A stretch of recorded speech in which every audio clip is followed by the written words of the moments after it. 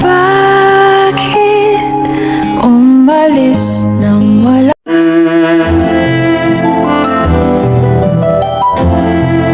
Lumaban kahit konti pa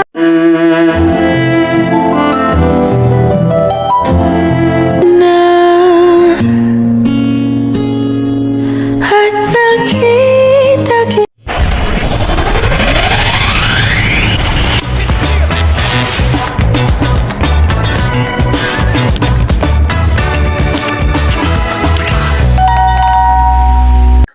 Konting pasilip sa part 98, ang mapanakit na tagpuan.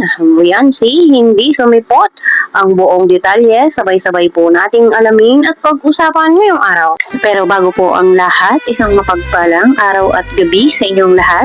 Mega love shoutout sa lahat ng ating listeners, viewers, and subscribers saan mang sulok ng mundo, Mapalundon, Visayas at Mindanao. Lalong-lalo na po sa ating mga kababayang OFW. Kamusta po kayo mga kalingap? Mabuhay po kayo hanggat gusto nyo. At kung bago ka pa lang sa aking munting YouTube channel, huwag ka nang mahiyang mag-subscribe, like, share, and comment. Huwag mo na rin kalimutang i-click ang notification bell nang sa ganon ay updated ka sa aking mga paparating na video. At syempre, patuloy po nating suportahan sina Kalingap Rob at ang ating ama ng Kalingap, ang nag-iisang founder, si Kuya Val Santos Matubang. Kung maaari po ay no skip ads nang sa ganon ay mas marami pa tayong malingap na nangangailangan at konting paunawa po kung maaari ay tapusin nyo muna ang kabuuang video nang sa ganon ay akma ang inyong mga komento.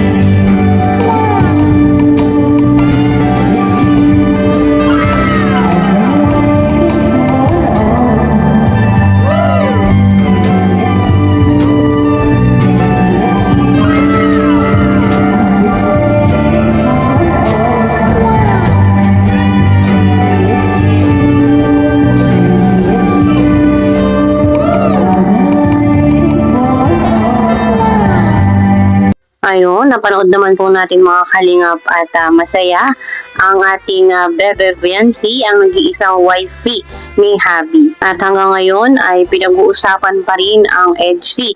No? Hindi po natatapos ang mga pambabatikos sa kanila. At ang tanong nga po ng marami ay kamusta na kaya ang puso ng EDC?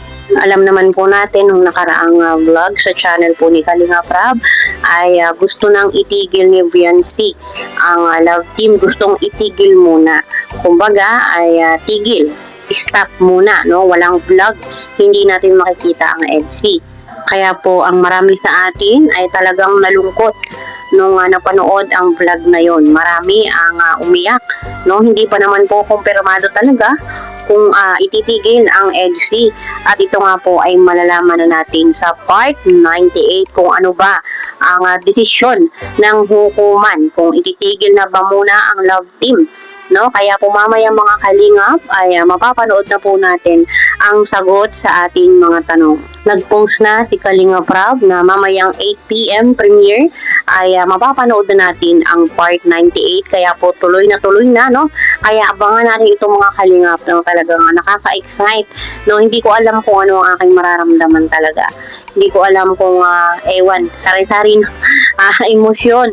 Hindi ko maintindihan kaya ako na-excite na gusto ko nang mag-alas 8 para mapanood ko na ang EDC. Pero syempre, naniniwala ako at nagtitiwala ako sa EDC na hindi sila basta susuko, na hindi nila bibitawan ang isa't isa. Alam naman po natin, ang dami na nilang pinagdaanan. Ngayon pa ba sila susuko? Kaya po, suportahan natin palagi ang EDC hanggang dulo. Ano po, walang susuko, walang bibitaw. Patuloy lang tayo. At syempre, ay sabay-sabay natin, no? panoorin mamaya at talagang nakaka-excite. Excited na ako talaga mga kalingap. Kaya po, suportahan natin ang channel ni Kalingap Rap, no? Huwag po tayong mag-skip ng ads para po nang sa ganun ay makatulong tayo sa pamamagitan ng ganung effort. Kala ko ba walang iwanan? Yan.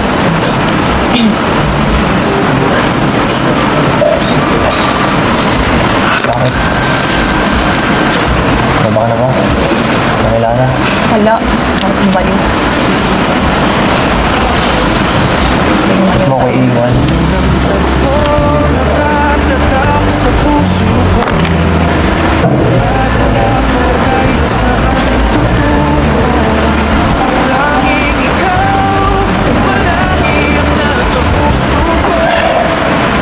Alam mo,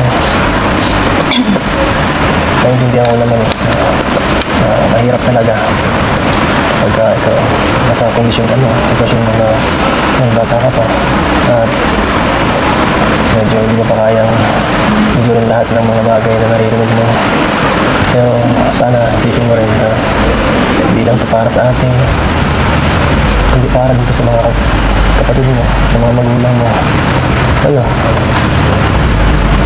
para matulungan sila, diba? At yun, sana magpakatatag ka pa at sana huwag kang padalos-dalos sa mga sinasabi mo ngayon kasi ayaw mawala ka eh. At yun talaga, sana hindi totoo ito mga narinig ko, pero kung decision mo naman talaga eh hindi ka buo, hindi ka na lang ito ng isang condition. Alam mo yung nagpuntahan natin ng nakaraan dati, hintayin kita doon kung sakali pumunta ka, isipin ko at bagong isip mo, pero kung hindi tatanggapin ko na buo at nagrespeto ko naman kahit labag sa akin.